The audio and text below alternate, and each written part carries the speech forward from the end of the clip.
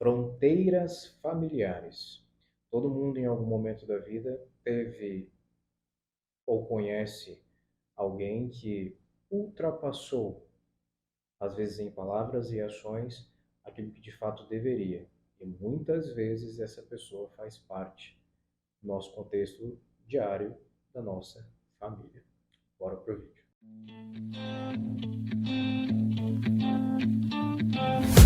Olá, aqui quem fala é o psicólogo Bruno Carlos, terapeuta de casal. Seja muito bem-vindo para mais um vídeo aqui deste canal. E hoje a gente vai falar sobre fronteiras, mas fronteiras um tanto quanto complexas. A gente vai estar falando de fronteiras familiares. Para que a gente defina tudo isso, este é um vídeo um pouco mais conceitual. Então vocês vão me ouvir falar sobre vários termos. Se possível, anote, tire suas dúvidas, deixe aqui no comentário, mas eu espero que chegue de forma clara, mas se por algum motivo não chegar, não esqueça de dizer aqui embaixo e a gente vai conversando. Vamos lá. Primeiro conceito, é claro, a gente precisa definir o que é família. Família é um núcleo social de pessoas unidas por laços afetivos, que geralmente compartilham o mesmo espaço e mantêm uma relação entre si. Relação que normalmente é tida como uma relação solidária, onde um, ali de alguma forma, ajuda o outro. Em outras palavras, pode ser definido de uma outra forma como um apoio entre pessoas. Um outro conceito é configuração familiar, que consiste em conjunto de elementos e ou animais que compõem o núcleo familiar, o centro da família.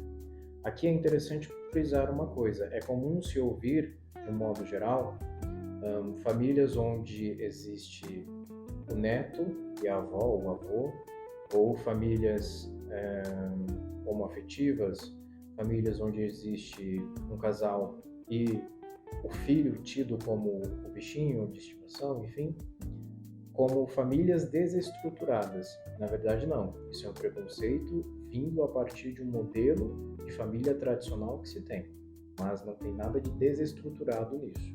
É só um modelo diferente de ser família. Um outro conceito bem importante que a gente precisa colocar aqui é o de estrutura familiar, que nada mais é que o conjunto invisível de exigências funcionais que organiza as formas pelas quais os membros da família interagem entre si. Muitas vezes leva-se em consideração esse grau de interação a partir do grau de intimidade. Exemplo, a mãe que lida melhor, aliás, que interage um pouco melhor com a filha e diferentemente com o filho, porque o filho interage muito melhor com o pai, ou vice-versa. E, aliás, uma correção aqui a ser feita. Essas interações podem ou não gerar saúde. O simples fato da filha conversar mais com o pai ou com a mãe não quer dizer que esse diálogo, que essa interação, que essa forma de parentesco traz questões positivas, traz consequências positivas para a vida dela e para o contexto familiar como um todo. Nem sempre com quem se interage mais existe uma relação positiva e saudável. Isso é importante frisar. E aqui agora a gente chega nas fronteiras familiares. Se não ficou claro em algum ponto, por favor, de novo, deixa aqui nos comentários.